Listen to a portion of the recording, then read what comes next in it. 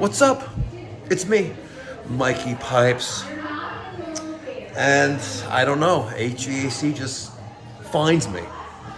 I am at the spa at the Waldorf Astoria in Park City, Utah. You see that? See that right there? That's a suck ass. See that? That's a suck ass ductless unit. Look how they did that line set right there. Isn't that gross? Look. It's a suck ass.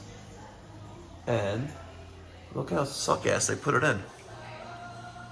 They ran. It looks like there's a condensate pump in there, but there's your line sets. There's your electric. And by the way, there's a linear diffuser there, linear diffuser there, and all the way over there. They effed up when they built this building. The spa here, you have the western sun shining through those windows, and it bakes this facility right here. See, there's my feet. But that suck ass, no bueno. Look at that, that's gross.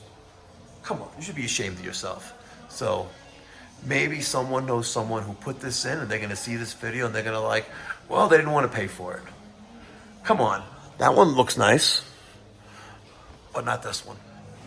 So the moral of this story is, don't be a hack. Do it the right way, or don't do it at all. Come on. What would it have cost to put on some covers there? Let's say $100 material, which is far-fetched. You know that's nowhere near correct. And maybe another 20 minutes of labor. But they could have made it look nice, but they don't. And what's even worse is that when they run it, it drips water. Don't. If you're not calling Mikey Pipes, you're getting screwed. There you go. That's right.